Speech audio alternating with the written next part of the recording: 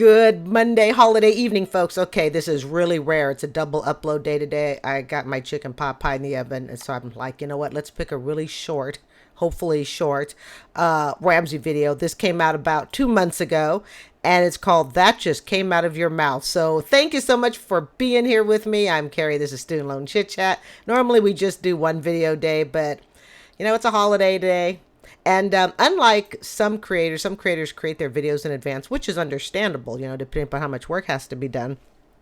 And you know, if their channels are monetized and all that. But this channel isn't monetized, meaning it doesn't make any money. So I see no reason to have to hold on to these videos. So I literally just make them, then I upload them as I do them. But tonight we're going to go ahead and do a second bedtime story.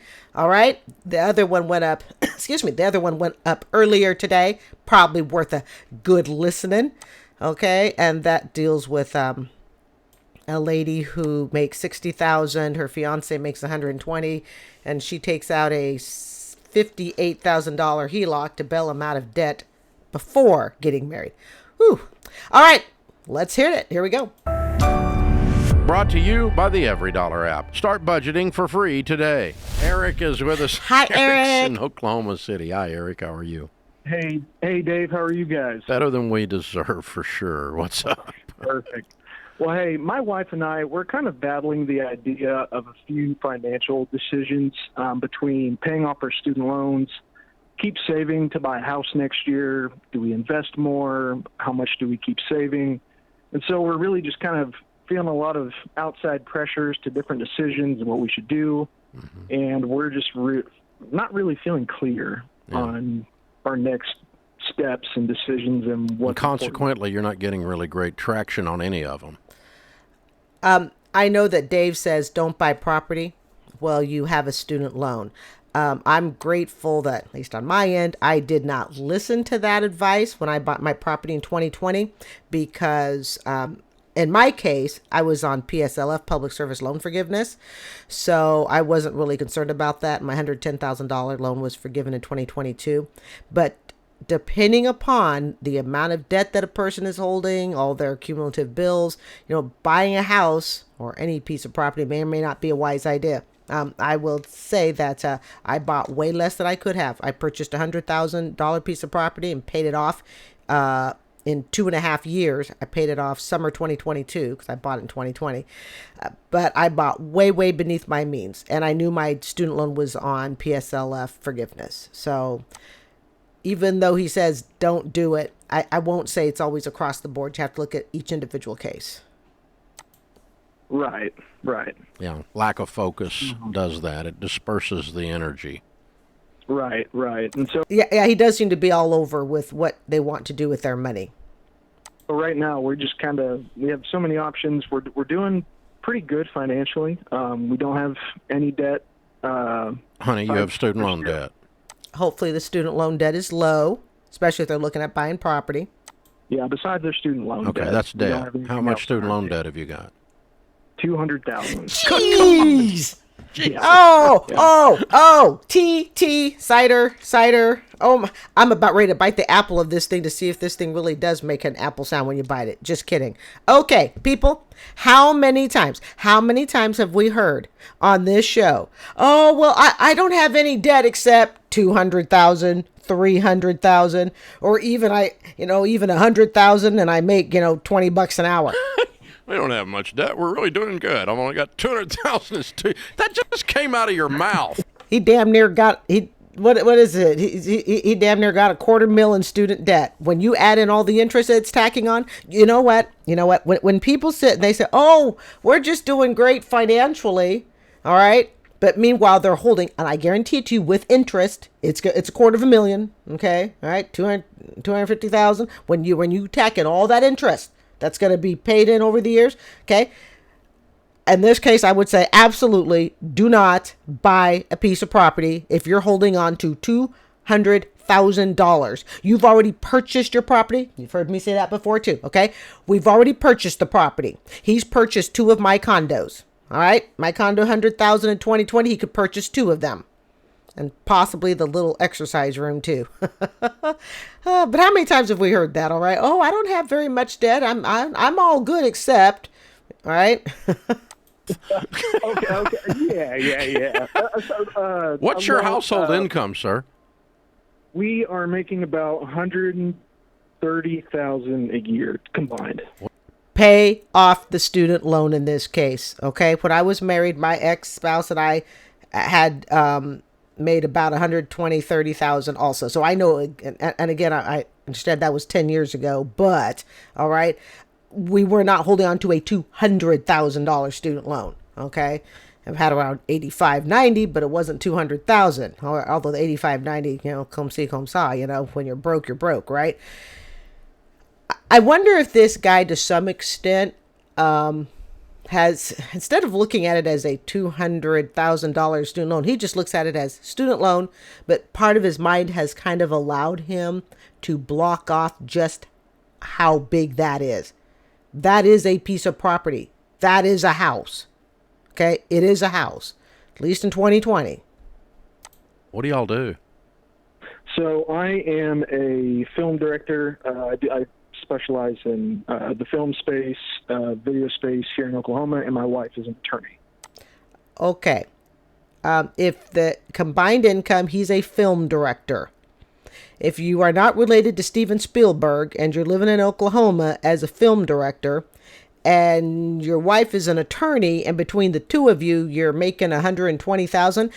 I want to put this into what I call what is it? A different perspective. You're living on 2 school teacher salaries. Okay, 2 school teachers with my 18 years of experience in teaching can pull that in together. Okay, so when you're talking a $200,000 student loan on top of that for school teacher salaries, I don't think they should be buying a house. But part of me thinks that this guy really hasn't come to terms with just how much debt he actually owes. That's a lot of debt. 200,000 is a lot. And that's where the law agrees with the 200,000. Yeah. Why does she not make any money? That's just what I was asking, Dave. Why is she making any money? They're on 2 school teacher salaries. See, it's a myth that all attorneys make all this money. We know that, especially if we've been watching the Ramsey show, right? Yeah. So she makes about 105,000 a year. Oh, so you don't make any money? Okay. just about. It's my first year doing this, so we're seeing some good growth so far toward the end of this year. So you guys are, how old are you? Okay, so she makes 100. Now I'm really confused. Apparently, okay, so she makes more, he makes less, but it doesn't matter. They're holding on to $200,000 in student loans that I definitely think they should get rid of before they buy property. 26? I'm 30 and she's 27. Okay, all right. Mm-hmm. All right. Well, and you're new to this whole Ramsey thing, apparently. Yeah, we took a course through our church last year with you guys, and it's where we learned a lot of kind of how You to manage took our Financial finances. Peace University? Yes, correct. Mm-hmm. Huh, okay. You flunked. You got to go back. Yeah. Because we taught Sounds you like in that a thing called the baby steps, and it Yep. said don't buy a house until you're out of debt. You remember that one? Yep, you do remember that. And it said He was probably absent that day they were house hunting. we're not investing until we're out of debt and have an emergency fund in place because we work the baby steps. Baby step 2 is become debt-free, everything but the house. 3 is an emergency fund. 4 is investing into retirement, and that gives you the focus and the clarity that you're looking for. You know what I think is also happening?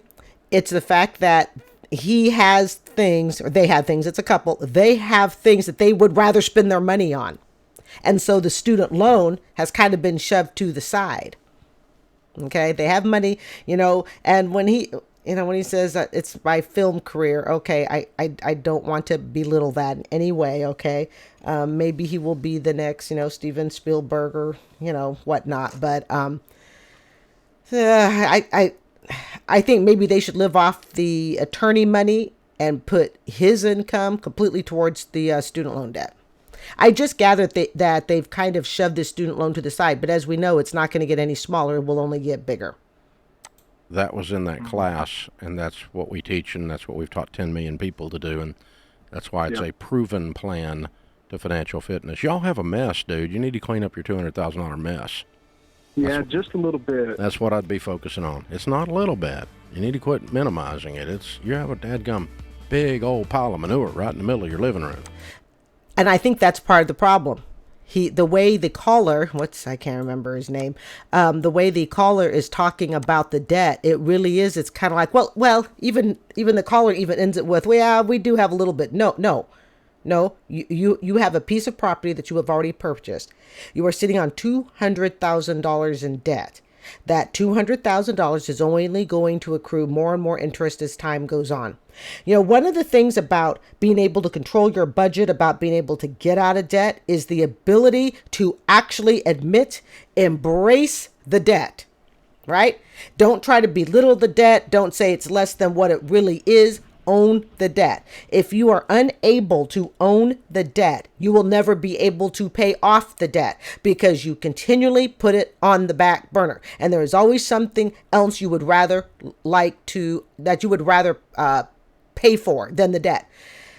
I suspect that even though technically, okay, I guess they make a pretty good salary. Okay, I thought he said they made like 120, but either way, whatever the salary is, he said together they make that's it. They make together 130,000 respectively. She makes around 105. He makes the other part, if I'm correct on that, because he didn't say they had a $200,000 income.